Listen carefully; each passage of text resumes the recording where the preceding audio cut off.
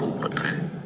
इसी प्रकार आपका जो मनुष्य जीवन है, इसको प्राप्त करके आपने केवल भक्ति करनी थी, शुभ काम करने थे, भगवान का नाम लेना था, परोपकार करना था।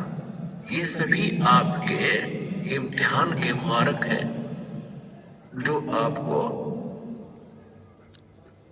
परीक्षा के समय काम आएंगे।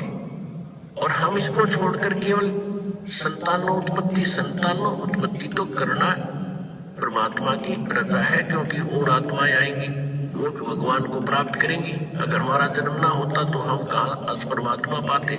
लेकिन वो तो परमात्मा ने विधान बना रखा है, वो तो होगा ही होगा, उतना ही होगा जो उसने रच रखा है। फिर हम जो भक्ति करेंगे, परमात्मा के चरणों में आ जाएंगे, तो फिर हमारी जो संतान होगी, क्योंकि हमारे संस्कार वश तो एक ऐसी निकम्मी संतान होनी थी जो हमें ना भक्ति करने देती और बीच बीच में 36 पंगे पाए रखा हो कि तब मुकदमा बनवा देती, कि कुछ कर देती।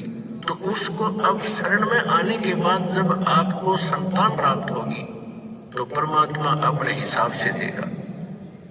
अगर कोई ऐसी दुखदायी कर्म संस्कार कोई बालक आपको आना है, क्योंकि इस ज्ञान से आपको पता भी लग जाएगा, क्योंकि अभी तो आपको ये थोड़ा सा उजियारा हुआ है इस अध्यात्म ज्ञान का। जब अध्यात्म ज्ञान से आप परिचित हो जाओगे,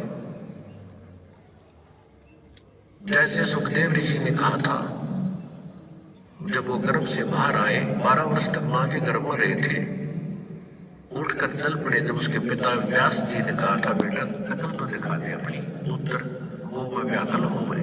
तब सुखदेव ऋषि ने कहा था कि व्यास जी, ऋषि जी, ना जाने कितनी बार आप मेरे पिता बने हो और ना जाने मैं कितनी बार आपका पिता बने।